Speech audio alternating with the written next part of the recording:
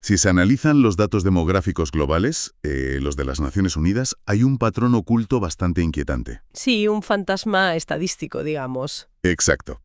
Da igual la religión, da igual el país y, da igual la clase social o el nivel de ingresos, existe un pico universal de divorcios y separaciones que ocurre casi exactamente en torno al cuarto año de matrimonio. Es un dato demoledor cuando lo ves sobre el papel. Totalmente. Y hoy la misión de esta inmersión a fondo es diseccionar una de las fuentes más fascinantes sobre el comportamiento humano, el libro Anatomía del amor de la antropóloga Helen Fisher. Un clásico absoluto en este campo. Sin duda. Queremos descubrir por qué nuestra especie parece venir con una especie de fecha de caducidad evolutiva en lo que respecta al romance. Vamos a desentrañar el plano biológico que dicta cómo se corteja, a quién se elige y por qué se forman las parejas. Claro. Resulta fundamental establecer desde el principio que, aunque la poesía o el cine nos han enseñado a ver el amor como algo místico, bajo el microscopio de la antropología evolutiva, el amor es otra cosa. Es pura biología, ¿no? Eso es una maquinaria biológica impecable, una estrategia reproductiva afinada a lo largo de millones de años. Cada mirada cruzada en un bar, cada sensación de nerviosismo en el estómago y cada ruptura dolorosa tiene un propósito funcional. Un propósito arraigado en la supervivencia de nuestros ancestros en las llanuras de África. O sea, poca broma. Cero broma. Todo tiene un porqué evolutivo. Vale, pues vamos a empezar por el principio de todo este proceso, porque antes de llegar a ese pico de divorcios al cuarto año, hay que entender cómo arranca la maquinaria. Imaginemos el clásico escenario. Una habitación llena de gente, una fiesta o una cafetería. El terreno de juego por excelencia. Justo. Y ojo con el trabajo que cita la fuente, el del etólogo Irenaeus Abel Abelsfeld, porque a mí me parece sacado de una novela de espías, la verdad. Ah, sí, la cámara oculta. Es buenísimo. Es que llevaba una cámara con un prisma lateral oculto para grabar a personas flirteando en su entorno natural, sin que supieran que estaban siendo observadas. Y el alcance de su estudio fue masivo, fíjate. Viajó desde las tribus de la Amazonía hasta los cafés de París, pasando por África o Samoa. ¿Y qué encontró exactamente al analizar tantas culturas distintas? Pues descubrió, analizando las grabaciones fotograma a fotograma, que el coqueteo no es un constructo cultural, es universal. Existe una secuencia de flirteo femenino que es literalmente idéntica en todas partes del mundo. A ver, detállame esa secuencia. Pues mira, primero, la mujer sonríe a la persona que le atrae. Luego levanta las cejas en un movimiento muy rápido, como espasmódico, abre ligeramente los ojos para mostrar interés e inmediatamente después aparta la mirada. Madre mía, es como un código preprogramado. Totalmente. Y a menudo este ritual termina inclinando la cabeza, cubriéndose un poco la cara con las manos o riendo de forma nerviosa. Ya. Y por la parte masculina, el guión es igual de predecible, por lo que leí. La fuente describe lo que en términos clínicos llaman el empuje de pecho, que aquí llamaríamos el clásico gesto de sacar pecho. Exacto. El hombre se echa hacia atrás, expande el torso para parecer físicamente más imponente, ocupa más espacio. Es que es la misma señal exacta de dominancia que usa un gorila de lomo plateado. Y luego está lo que llaman la mirada copulatoria. Un término cerro romántico, desde luego. Ya te digo. Sirve para describir esa acción de clavar la mirada. Es ese contacto visual prolongado, intenso, que se mantiene hasta que la otra persona se ve obligada a reaccionar, normalmente con una sonrisa. Y fíjate que el tema de la sonrisa tiene muchísima amiga. Fisher señala en el texto que los humanos hemos desarrollado al menos 18 tipos distintos de sonrisas. ¿18? ¡Qué barbaridad! Sí, pero solo unas pocas sirven para atraer. Una sonrisa abierta, donde los músculos de los ojos también se contraen, es magnética. Sin embargo, hay una sonrisa en particular, la sonrisa nerviosa, donde se muestran todos los dientes apretados, que es un repelente absoluto para el cortejo. Claro, parece una mueca forzada, ¿no? Es que la razón es puramente evolutiva. En el reino de los primates, mostrar los dientes apretados no es una señal de alegría, es una señal de terror. ¡Ostras! Es lo que hace un macaco cuando está acorralado y aterrorizado, preparándose para morder si es necesario. Y esa memoria muscular sigue en nuestro rostro hoy en día. Resulta impactante pensar que a lo mejor alguien intenta flirtear en una discoteca creyendo que es el sumum de la sofisticación urbana y en realidad está ejecutando una coreografía preprogramada de mamífero. Literalmente. ¿Como el baile de los urogallos? Pero claro, esa coreografía es solo la puerta de entrada. Lo que me voló la cabeza de la investigación es lo que ocurre dentro del cráneo una vez que ese contacto visual inicial tiene éxito. O sea, metieron a personas locamente enamoradas en escáneres cerebrales. ¿En máquinas de resonancia magnética funcional? Sí, para ver sus cerebros en tiempo real mientras miraban fotos de sus parejas. Y las imágenes son reveladoras, porque lo que se ilumina no son los centros del pensamiento lógico ni las áreas que procesan emociones complejas. No, para nada. Lo que brilla como un árbol de Navidad es una fábrica diminuta cerca de la base del cráneo, llamada área tegmental ventral, o ATV. Que forma parte del cerebro reptiliano más primitivo, ¿verdad? Está justo al lado de las áreas de la sed y el hambre. Exacto. O sea que el amor romántico, a nivel neurológico, no es una emoción, es un instinto de supervivencia básica, un impulso. Una necesidad vital, vaya. Así es. Esta área es la principal fábrica productora de dopamina del cerebro. Cuando te enamoras, inunda tu sistema nervioso con este estimulante natural. Genera ese enfoque absoluto, esa energía inagotable. Y ese deseo obsesivo por el otro. Eso es. Es importantísimo entender esto. El cerebro enamorado se parece muchísimo, a nivel puramente químico, al cerebro de alguien que acaba de consumir cocaína. O sea, genera una adicción literal. Literal. Por eso, en los primeros meses, la gente pierde el apetito, no necesita dormir y siente una euforia desmedida. La biología te está drogando para obligarte a centrar toda tu energía de apareamiento en un solo individuo. Pero a ver, aquí hay algo que no me encaja del todo. Si todo esto es simplemente una cuestión de inundar el motor con dopamina, ¿por qué surge la atracción por una persona específica y no por otra? Buena pregunta. Claro, si hay dos personas en una misma cafetería haciendo la secuencia de levantar las cejas y sacar pecho, ¿qué decide que mi área cerebral se dispare por una persona y pase olímpicamente de la otra? Esa es una de las grandes cuestiones del libro, y la respuesta se basa en dos pilares. El primero es lo que Helen Fisher llama los mapas del amor. Mapas del amor. ¿Suena poético? Lo suena, pero es pura psicología. Desde la infancia más temprana, el cerebro humano actúa como una esponja, absorbe detalles del entorno, la forma en que un familiar bromeaba, el nivel de ruido en casa, el tipo de valores que se premiaban. Vamos, que formamos una especie de plantilla subconsciente, ¿no? Construimos un molde invisible de rasgos deseados. Exactamente. Y cuando conocemos a alguien que encaja milimétricamente en ese molde, el cerebro hace clic y proyecta ese mapa sobre la persona. Entendido. Eso cubre la parte de la crianza. ¿Y el segundo pilar cuál sería? El segundo pilar es la pura neuroquímica del temperamento. Fisher clasifica la personalidad en 4 grandes dimensiones, gobernadas por distintos sistemas químicos. Y esto dicta a quién encontramos magnético. A ver, desgranemos esos 4 grupos. Primero están los exploradores. Tienen sistemas dominados por la dopamina. Buscan la novedad, el riesgo, la aventura. Y los exploradores tienden a buscar a otros exploradores. Quieren a alguien que se tire en paracaídas con ellos. Justo. Luego están los constructores, dominados por la serotonina. Valoran el orden, las reglas, la lealtad, la tradición. Y, al igual que los anteriores, buscan a sus iguales para formar un hogar estable. Entonces el viejo refrán de que los opuestos se atraen es un mito, ¿no?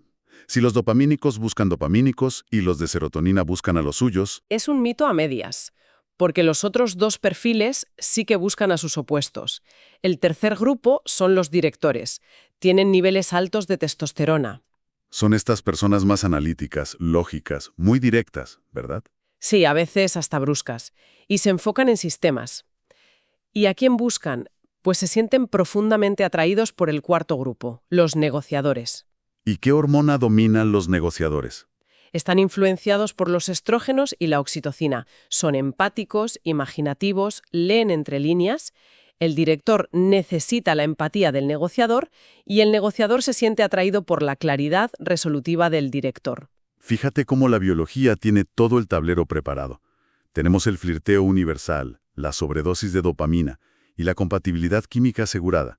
Formamos un vínculo, nos emparejamos. Eso es la monogamia social. Y, sin embargo, llegamos a la mayor paradoja de todo este análisis. Si estamos biológicamente diseñados para formar vínculos de pareja, ¿por qué la historia de la humanidad está plagada de infidelidades, amantes y engaños? Es una tensión constante y fascinante. Para entender lo fuerte que es el impulso de formar parejas monógamas, la fuente nos lleva al siglo XIX, a una comunidad utópica en Nueva York llamada Oneida. Así, la de John Humphrey Noyes. Exacto. Su líder decidió que el amor exclusivo era una forma de egoísmo y propiedad privada, así que instauró el matrimonio complejo. Básicamente, forzó el amor libre. Estaba prohibido tener una sola pareja, por lo visto. Sí, se esperaba que todos tuvieran intimidad con todos en la comunidad. Y asumo que el experimento fue un desastre monumental. Un colapso total. La gente empezó a esconderse para estar a solas con sus favoritos. Se generaron unas redes de celos y resentimiento tan explosivas que la comunidad entera terminó desmoronándose. Vamos, que el instinto humano de crear vínculos de exclusividad es irrompible. Puedes intentar legislar en contra o crear comunas, pero el cerebro siempre vuelve a la pareja. Siempre. Pero claro, volvemos a la contradicción. A pesar de que somos monógamos sociales, inflexibles, los datos de infidelidad que recoge el libro asustan. Sí, cita encuestas en Estados Unidos donde unos porcentajes altísimos admiten desvíos extramatrimoniales. Y no es solo un fenómeno del occidente moderno. No. Habla de tribus indígenas como los Cuicuru, en el Amazonas de Brasil, donde tener amantes a escondidas es un secreto a voces, una norma cultural que todo el poblado conoce y acepta. Entonces, para entender por qué coexisten la monogamia y la infidelidad, supongo que hay que mirar la ventaja evolutiva, ¿no? Si conectamos esto con el panorama general.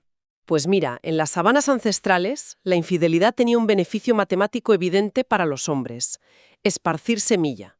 Más encuentros extramatrimoniales significaban más posibilidades de dejar copias de sus genes sin tener que gastar recursos en criar esos niños. La clásica estrategia reproductiva masculina.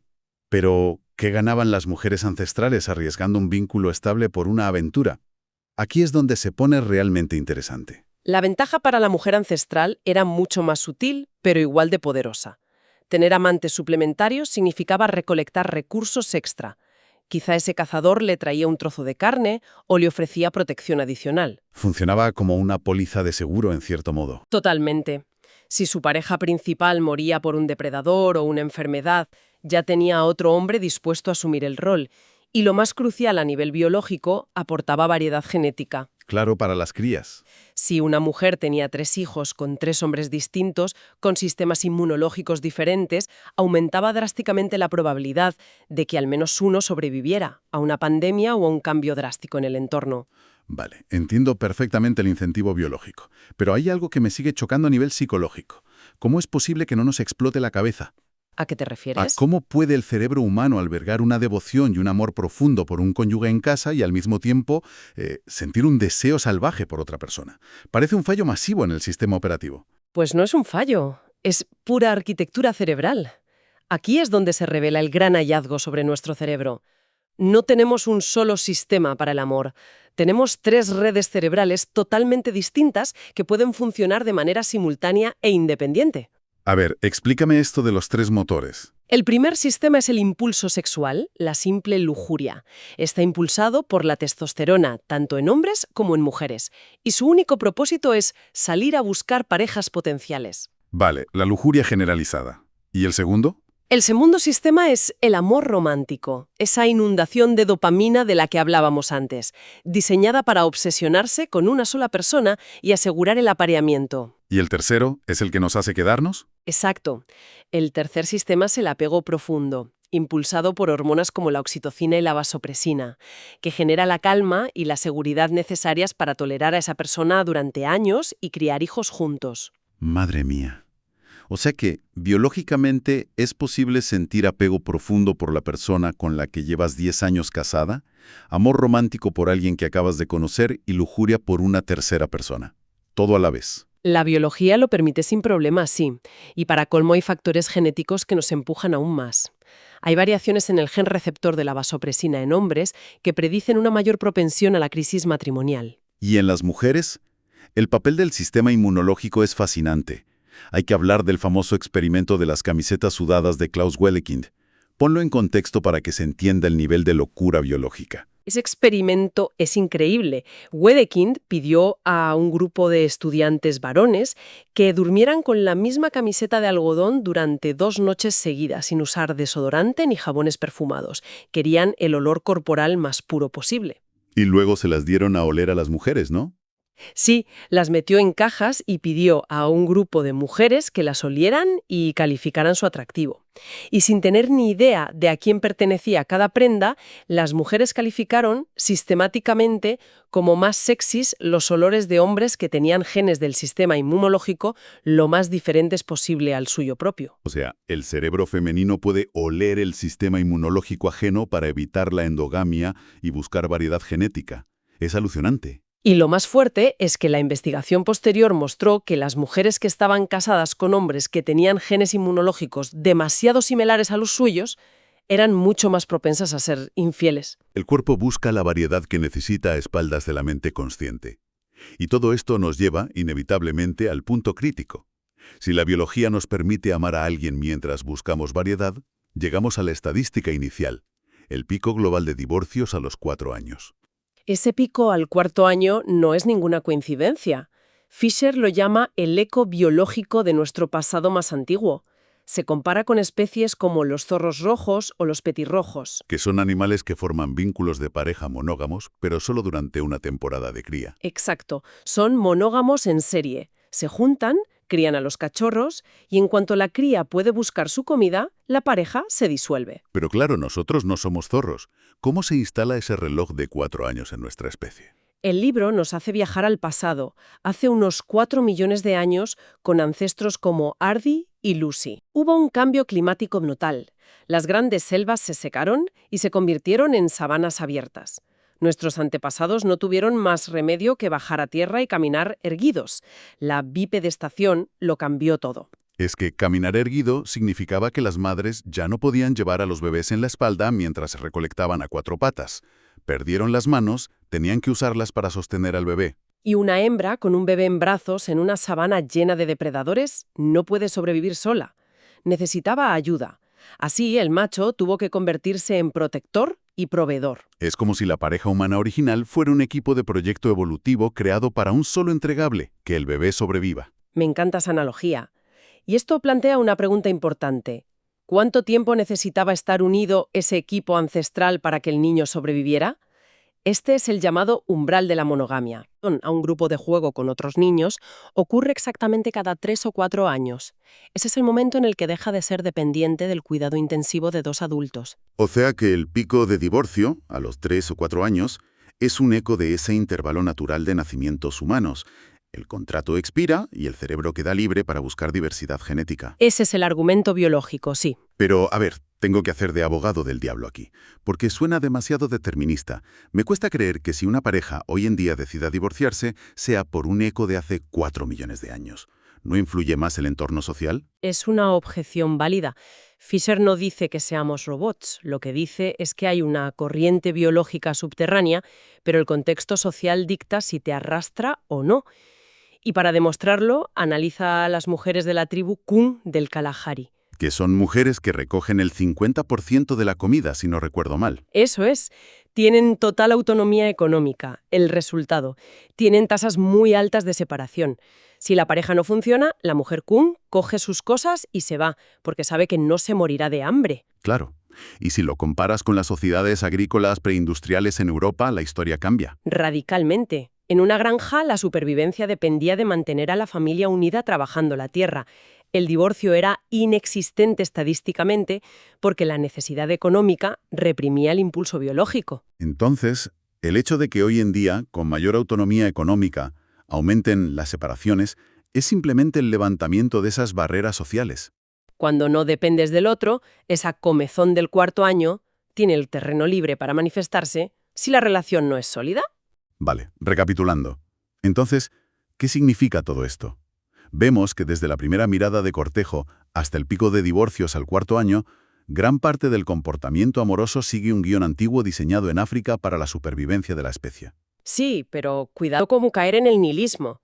Tener impulsos biológicos no significa ser prisioneros de ellos. Entender todo esto, la dopamina, la propensión a la infidelidad o la inquietud de los 4 años, no es una excusa para el mal comportamiento. Es una herramienta de autocomprensión, ¿verdad? Exacto. Tenemos una corteza prefrontal y que nos permite vetar instintos. Hace que el esfuerzo consciente para mantener relaciones a largo plazo sea aún más admirable e importante. Elegimos quedarnos por compañerismo y lealtad, superando la pura biología. Entender la maquinaria no destruye la magia, le da más valor a la elección consciente. Me parece una conclusión brillante. Y bueno, esto nos deja una última idea muy provocativa para reflexionar. A ver, cuéntame. Si la biología humana evolucionó para formar vínculos en serie de unos pocos años durante nuestra etapa reproductiva corta, ¿cómo se adaptará la mente a un futuro donde la medicina nos permita vivir de forma saludable hasta los 100 años? Es una gran incógnita.